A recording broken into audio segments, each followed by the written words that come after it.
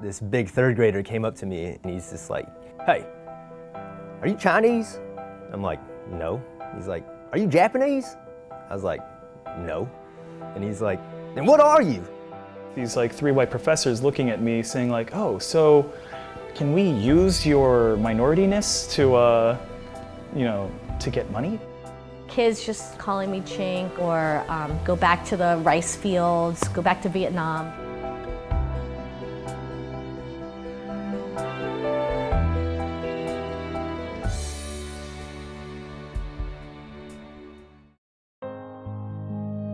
My name is Brandon Hogstead. I'm from Palmdale, California.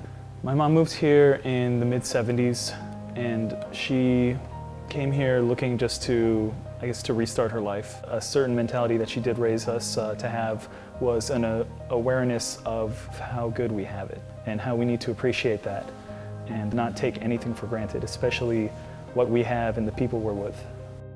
My name is Terry Nelieska. I was born in Richmond, Virginia. I grew up in a mostly white working class neighborhood. There was only one other interracial couple that was family that was there, and I was the only Filipino in my school. My name is Glenn Gapultos. I grew up in Russellville, Alabama. My parents immigrated to the US from the Philippines in the early 70s because I think they wanted a better life for their family. It's typical. I grew up in a very traditional Filipino household. I call my parents friends and my aunts and uncles tito and tita. I eat everything with rice. I use a spoon and fork, I'm very, very close with my family. Family is the number one most important thing to me, and I think that is really instilled in Filipino culture. Growing up with people really on me about being Asian and stuff, I kind of rebelled against this idea of being the best student or the model minority idea, and so I always tried to get B's and not A's because I didn't want to be this nerdy Asian kid. If anything, I feel like I faced a really odd kind of discrimination in that whenever I would talk about being Filipino, people would be like, "What's this white kid talking about? You're just white. Why don't you accept that you're white?" I just get really frustrated because I just feel like that person doesn't understand where I'm coming from. I feel that when they say that, they're disregarding my mother's struggle. I remember one time I was in a car full of my Filipino friends. My friend looks in his rearview mirror, he's like, "Oh crap." And I was like, "What?" Then this white truck happens to drive by in the turning lane and we're still stopped. And this guy just literally, he sticks half of his body out the window and he's just like, fuck you, Chink, fuck you. And we were stunned. We just didn't know what to do. We were like, is this for real? It's why are these people doing this? It's why? Because my eyes are more slanted? Little do they know, I'm just like them. I grew up in the exact same environment as they did. I've been to the Philippines twice. I remember the first time I went, I was really nervous because I wasn't sure how they would receive me because I had never been there and I had heard stories about all of them. I just wasn't sure if they would treat me like family or if they would treat me like a stranger, if they would think who the heck is this white-looking Filipino guy showing up. I definitely felt like I was treated as a foreigner. There was a huge novelty factor in me showing up and also me looking very different.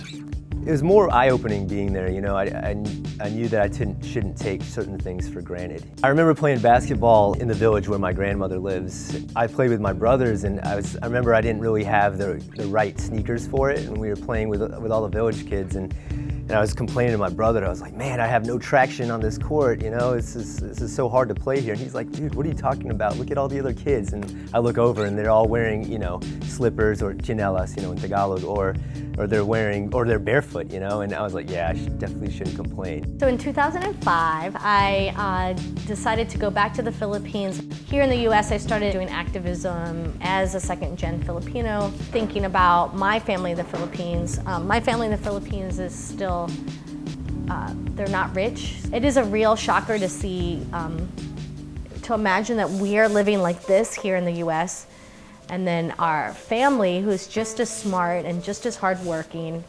and deserves everything in the world, that they're struggling so hard. And when I came back, I cried a lot because I was just so horrified at the way people are living, and that people are starving, and we're living here like, you know, with everything, with too much. We have too much, you know, and that people are forced to live like they live in the Philippines. I definitely wish that I knew more Tagalog, because part of me feels like there's some sort of separation, you know, like I feel like I would be more accepted if I spoke the language. I'm working on learning Tagalog right now. My Tagalog is like Carabao Tagalog. It's not very good. I only know a few Filipino words. Kain na, Mahal kita, I love you. gutom na ko. I know a lot of the curse words, but I don't want to do that. You know, something I hear a lot is aray! Kamo ka, right? Kamo ka, kamo. What is it? What, look-alike? Kamo. Took me a long time to figure out that I'm actually Filipino. It took coming to New York and getting involved in this grassroots organization called Ugnayan. It's a Filipino youth grassroots group. For me to finally have this epiphany moment of what I feel like it means to be Filipino.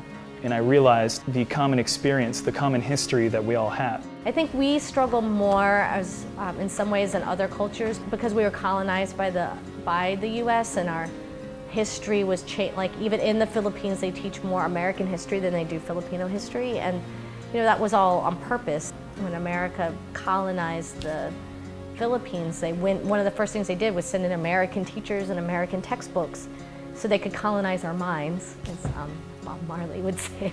I feel like it is necessary for Filipino Americans to learn their culture and history. They'll be more aware of where they came from. I think that they should go out and make an effort to find out who they are, so they'll have more sense of identity. I think it's necessary for all Filipinos to understand the history of the Philippines, to understand the struggle, to understand the driving forces behind the poverty of the Philippines. The more we learn of it, the more we decolonize ourselves and be inspired by our ancestors and feel more together and whole.